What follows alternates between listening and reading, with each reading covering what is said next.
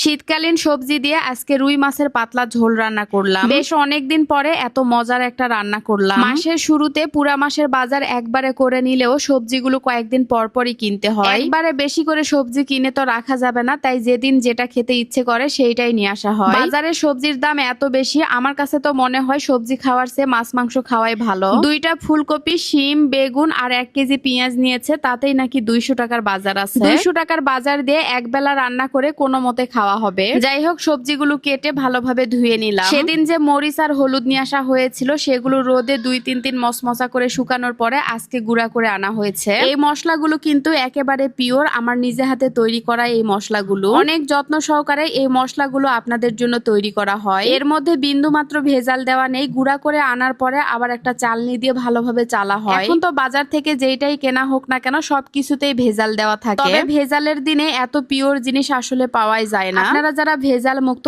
100% pure মরিচের গুঁড়া, হলুদের গুঁড়া, জিরা গুঁড়া, ধনিয়া গুঁড়া এবং ঘানি ভাঙা খাঁটি সরিষার তেল নিতে চান, মিতুর মশলাদানি পেজে অথবা মিতুস ড্রিম পেজে আমার সাথে সরাসরি কথা বলে অর্ডার করতে পারেন। যাই হোক, সবকিছু রেডি করে নিয়ে এখন রান্না বসিয়ে দিব। মাছের পিসগুলো হলুদ, লবণ আর গুঁড়া মরিচ দিয়ে ভালোভাবে মেখে নিলাম, তেলে ভেজে তারপরে তরকারিতে দিব। মাছ ভেজে রান্না করার চেয়ে কাঁচা মাছ রান্না করলে আমার কাছে বেশি ভালো লাগে। এক একজনের পছন্দ আসলে এক এক রকম। মাছ ভেজে তরকারিতে না দিলে আপনাদের ভাইয়া খেতেই চায় না। আমার যেভাবে খেতে ইচ্ছে করে সেটা আলাদাভাবে রান্না করতে হয়, আর তার জন্য আলাদা করে রান্না করতে হয়। এক পাশে তো মাছগুলো ভেজে নিচ্ছি আর এই পাশে সবজি বসিয়ে দিচ্ছি। শীতকালীন এই সবজিগুলো নতুন নতুন খেতেই ভালো লাগে, পরে খেতে আর ভালো লাগবে না। যে কোনো মাছ দিয়ে এই শীতকালীন সবজি রান্না করলে খেতে কিন্তু ভীষণ মজা লাগে। যাই হোক, একে একে সব মশলাগুলো দিয়ে দিলাম। এবার তরকারিটা ভালোভাবে কষিয়ে নিব, তাই সামান্য একটু পানি দিয়ে দিলাম। সবজি রান্না করতে তো বেশি সময় লাগবে না। এক পাশে সবজি বসিয়ে দিলাম আর এই পাশে মাছগুলো ভেজে নেওয়া হয়ে গেছে। রান্না করতে তো সময় লাগে না, সবকিছু রেডি করা থাকলে গুছিয়ে সুন্দর করে রান্নাগুলো করা যায়। আজকে সারাদিন গেল রান্না করিনি, গতকাল রাতে রান্না করেছিলাম, সেগুলোই সারাদিন খাওয়া হয়েছে। তরকারিটা ভালোভাবে কষিয়ে ঝোলের জন্য পরিমাণ মতো পানি দিয়েছি, তারপরে মাছগুলো দিয়ে দিলাম। বাজার থেকে যে শিমগুলো এনেছিল সেগুলো খুব একটা ভালো ছিল না, হয়তো একদিনেই শুকিয়ে যাবে। এত দাম দিয়ে সবজি এনেছে, সেগুলো তো আর নষ্ট করা যাবে না, তাই ভাবলাম শিমগুলো ভর্তা করব। বেশি করে পেঁয়াজ রসুন দিয়ে শিমগুলো ভেজে ভর্তা বানাবো।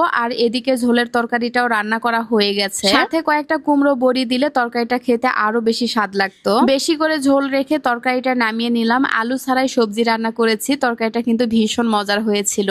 এই পাশে শিমগুলো ভেজে নেওয়া হয়ে গেছে, একেবারে পেঁয়াজগুলো লাল লাল করে ভেজে নিয়েছি। এখন ভর্তাটা বেটে নিব। অনেকেই শিম সিদ্ধ করে ভর্তা করে, তবে এইভাবে শিম ভেজে যদি ভর্তা করা হয় তাহলে খেতে আরো বেশি স্বাদ লাগে। রান্না বান্না তো শেষ, তারপরে আমরা সবাই মিলে একসাথে রাতের খাওয়া দাওয়া করতে বসলাম। ভর্তা দেখে তো অনেক বেশি লোভ লাগছিল, তাই প্রথমে